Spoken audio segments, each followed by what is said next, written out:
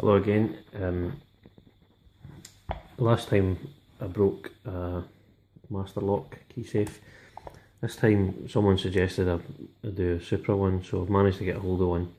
Second hand, it's been cut off a house, but it's actually quite new and it's in the lock's in good condition. Quite surprised at how easy it was to get into this one. Although in the UK apparently it's the only one which is recommended by the police, so it's police approved. But actually I've managed to work this out and get into it in probably about 15 to 20 minutes. So this one set at the moment. I'll show you how it works, and then my daughter's going to set a new code for it, one that I don't know, and I'll attempt to open it. Okay, grab that. So it's actually quite a sturdy unit. It's much heavier than the master lock. The construction seems much heavier, especially here about side walls.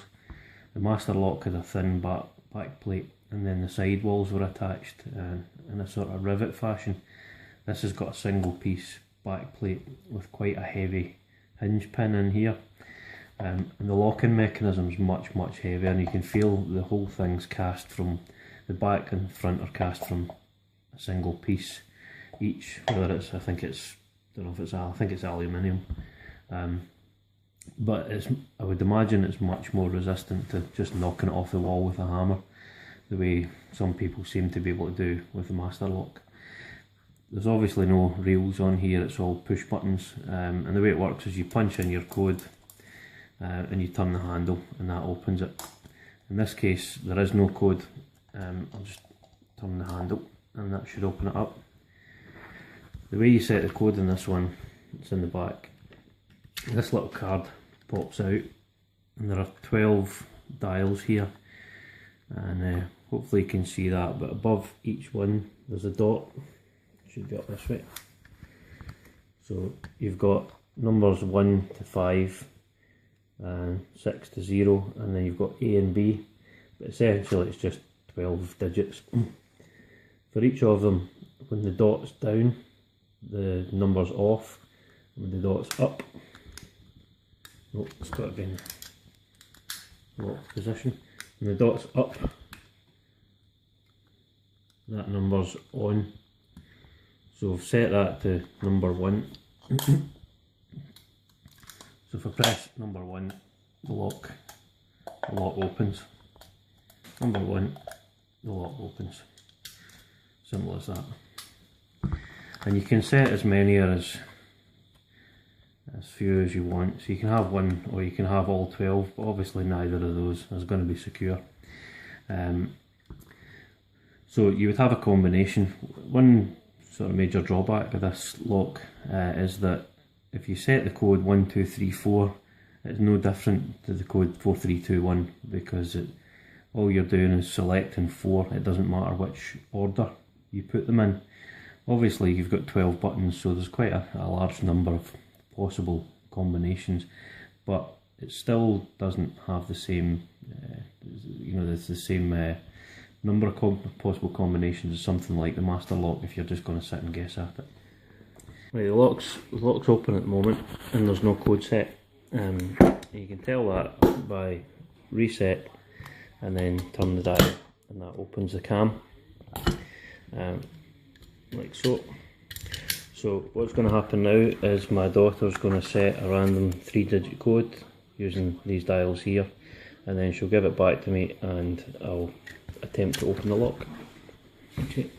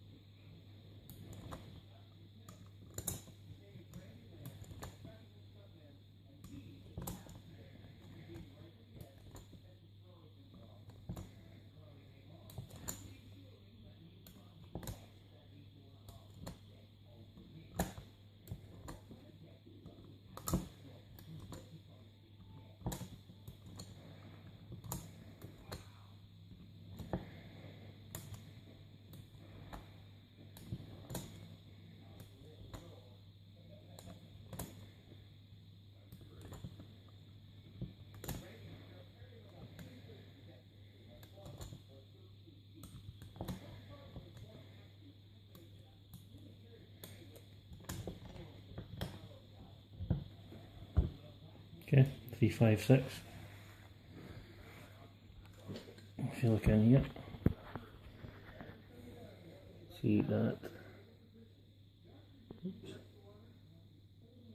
Yeah, so 3's up, 5's up, and 6 is up.